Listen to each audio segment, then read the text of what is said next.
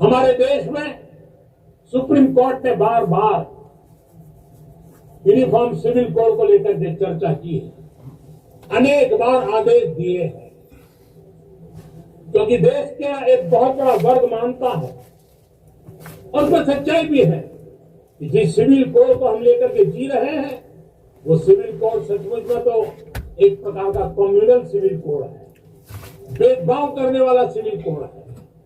ऐसे civil code से जब संविधान के 75 वर्ष मना रहे हैं और संविधान की भावना भी जो हमें कहती है करने के लिए, देश की सुप्रीम कोर्ट भी हमें कहती है करने के लिए, और तब जो संविधान निर्माताओं का सपना था उस सपने को पूरा करना हम सबका दायित्व है।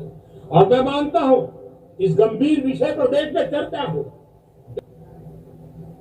जो कानून धर्म के आधार पर देश को बांटते हैं, जो उच्च नीच का कारण बन जाते हैं, ऐसे कानूनों को आधुनिक समाज में कोई स्थान नहीं हो सकता है।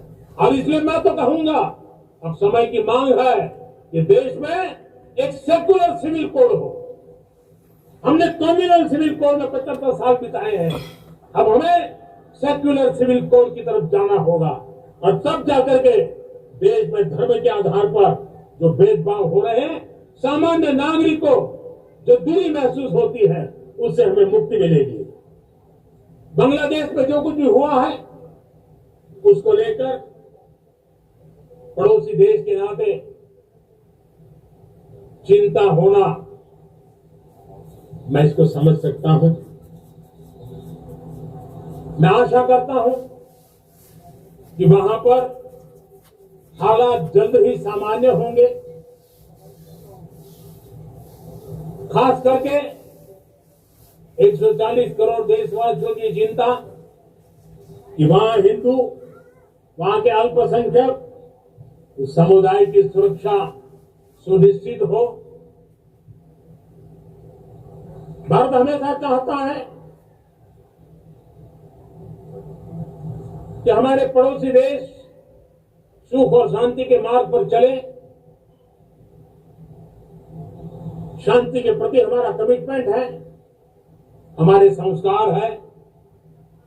हम आने वाले दिनों में बांग्लादेश की विकास यात्रा में हमेशा हमारा शुभचिंतन ही रहेगा, क्योंकि हम मानव जात की भलाई सोचने वाले लोग हैं। और मैं आज लाल किले से फिर बार एक अपनी पीड़ा व्यक्त करना चाहता हूं।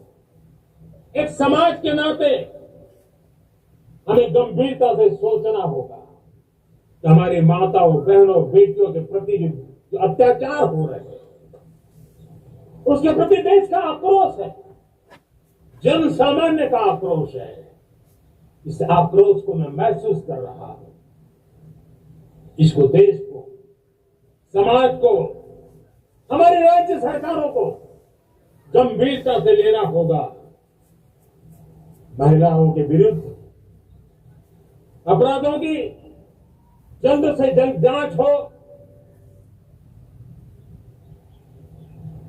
राक्षसी कृत्य करने वालों को जल्द से जल्द कड़ी सजा हो। वो समाज में विश्वास पैदा करने के लिए जरूरी है। मैं ये भी बताना चाहूंगा कि जब बलात्कार की या महिलाओं पर अत्याचार की घटनाएं घटती हैं तो उसकी बहुत चर्चा होती है, बहुत प्रचार होता है, मीडिया में छाया रहता है। लेकिन जब ऐसे राक्षसी मनोवृत्ति व्यक्ति को सजा होती है तो वो खबरों में कहीं नजर नहीं आती है, कोने में कहीं पड़ा रहता है। अब समय की मांग है कि जिनको सजा होती है उसकी व्यापक चर्चा हो, ताकि ऐसा पाप करने वालों को भी डर पैदा हो कि पाप करने की हालत ये होती है कि फांसी पर लटकना पड़ता है। और मुझे लगता है कि डर पैदा करना बहुत जरूरी है। प्यारे देशवासियों,